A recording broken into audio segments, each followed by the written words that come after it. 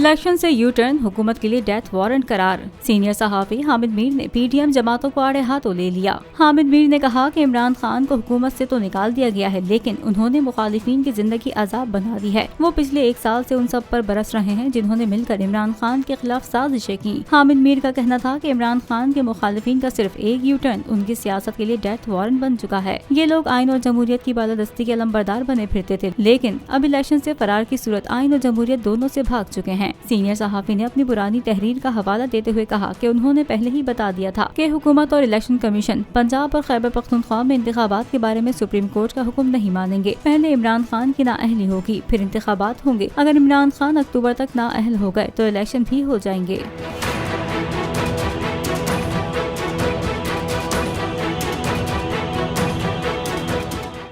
नजर आ रहा है सामने लिखा हुआ है जुल्म मिटने के लिए 2 चीजों से मिटेगा भाई। एक, अदल की कुर्सी पे जो लोग बैठते हैं ना, वो अदल के हिसाब से फैसले करने लगे। दूसरा, कौम निकल खड़ी उस जुल्म के खिलाफ, तो जुल्म खत्म हो जाएगा। या इन दोनों में से कोई एक चीज हो जाए या दोनों हो जाए। अगर 420 का मुकदमा था, उस वक्त अदलिया में जो लोग बैठे हुए केस देख रहे थे, वो पूछते ना यार चीट हुआ कौन है।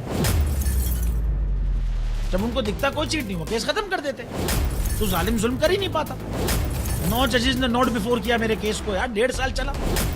शख्सी जमानत का केस, सेम केस इस्लामाबाद में कर दिया। एक ही इल्जाम पे 2 केस हो नहीं सकते भाई।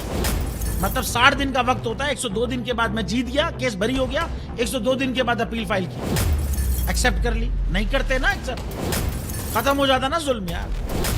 भरी अदालत में मुझे बरी कर दिया, फिर पता नहीं क्या हुआ 2.5 घंटे बाद का नोट बिफोर। मैं नहीं सुनता ये केस, खड़े रहते अपने फैसले, मिट जाता जुल्म।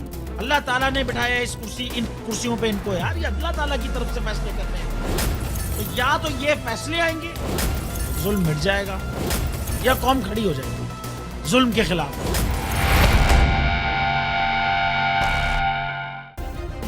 सब्सक्राइब करें और बेल दबाएं ताकि कोई खबर रह न जाए।